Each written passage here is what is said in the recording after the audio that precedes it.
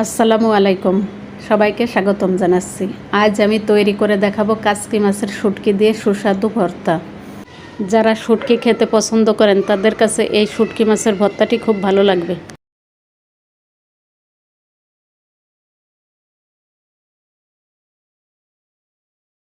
শুটকি মাছের ভর্তাটা বানানোর জন্য এখানে আমি হাফ কাপ পরিমাণ কাচকি মাছের শুটকি নিয়েছি।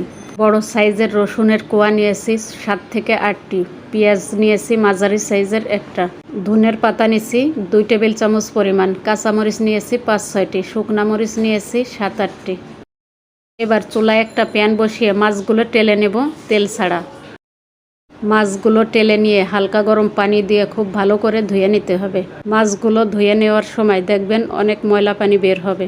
যতক্ষণ ময়লা পানি বের হতে থাকবে ততক্ষণ খুব ভালো করে ধুয়ে নিতে হবে। এরপর প্যানে পরিমাণ মতো কিছুটা তেল দিয়ে দিচ্ছি। এরপর দিয়ে দেব রসুন, পেঁয়াজ এবং কাঁচামরিচ। কাঁচামরিচগুলো দেওয়ার আগে আগাটা একটু ছিঁড়ে দিচ্ছি, এতে করে যেটা হবে কাঁচামরিচগুলো ফুটে উঠবে না বা তেল ছিটে লাগবে না।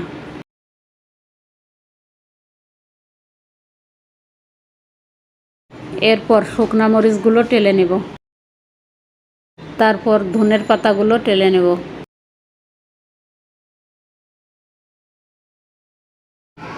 এরপর ধুয়ে নেওয়া মাছের মধ্যে দিয়ে দেব চিমটি পরিমাণ হলুদের গুঁড়া, মরিচের গুঁড়া এবং লবণ।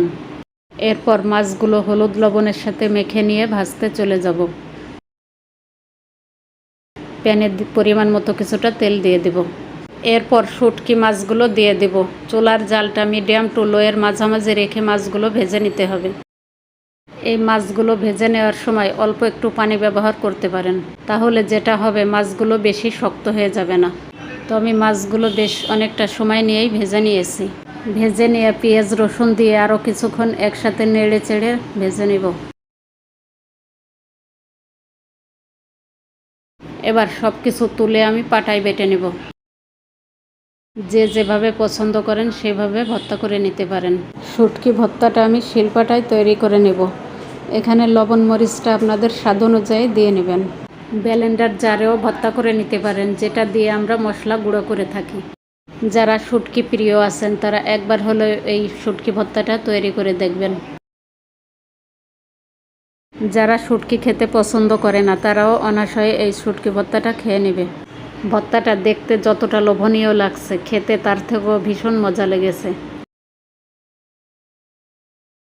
এই শুটকি ভর্তাটা থাকলে গরম ভাতের সাথে আর কিছুই লাগবে না। তো আমার এই শুটকি ভর্তাটা আপনাদের কাছে কেমন লেগেছে অবশ্যই কমেন্ট বক্সে কমেন্ট করে জানাবেন।